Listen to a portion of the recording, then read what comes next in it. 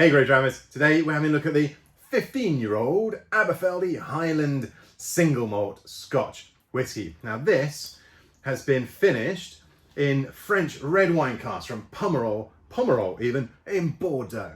I believe it's the first time that Aberfeldy has used Bordeaux red wine casks until maybe the 18-year-old that was released last week at the time of recording.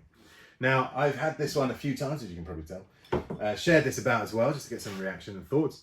And I wasn't initially kind of up for it when I first tried it, but it's grown on me. Like with each kind of sampling, each kind of measure, and just kind of had a bit of something more about it. And I think it does take time in the glass to open up. I will happily say that, having got experience from enjoying this whiskey over time. But yeah, should we see how I get on? I think so. So the Aberfeldy distillery, people used to actually pan for gold there in the Pertilly Burn, their water source. And it's called the Golden Dram. If you see the colour, it is the colour of gold. Oh, look at that, it's even on the label. But then that honey richness that they say is in every drop. Honey also being gold. It all ties together and actually does make sense. And on the nose, you're instantly hit with a gorgeous honey note. And now this has been in the glass a while. So you are getting that kind of tannic quality of the red wine come through as well. You don't initially. If you bought this, opened it, poured it, you wouldn't initially. You just give it some time to breathe, to open up, take in the oxygen, then it will start opening up more for you. Getting that grapey quality, that kind of wine character, and almost like wine oak instead of oak used for whiskey maturation. So fruity on the nose.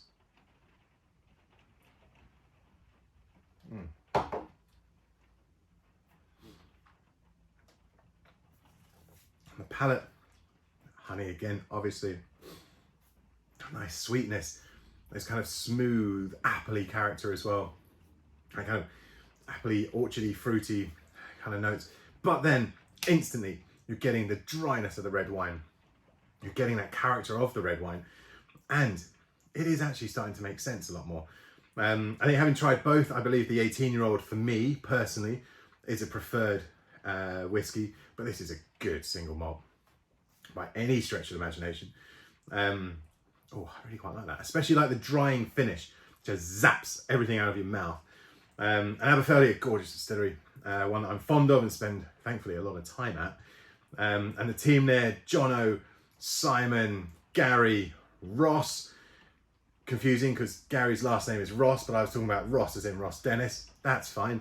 And Mr. Cordiner, of course, along with Stephanie and the team, are just wonderful, wonderful people. So if we're ever allowed to do proper tours again, make sure you go. You will not be disappointed. They will look after you, and just lie to them and tell them you're one of my friends. They'll be fine. Yeah, gorgeous distillery, and I think that's actually a really nice release.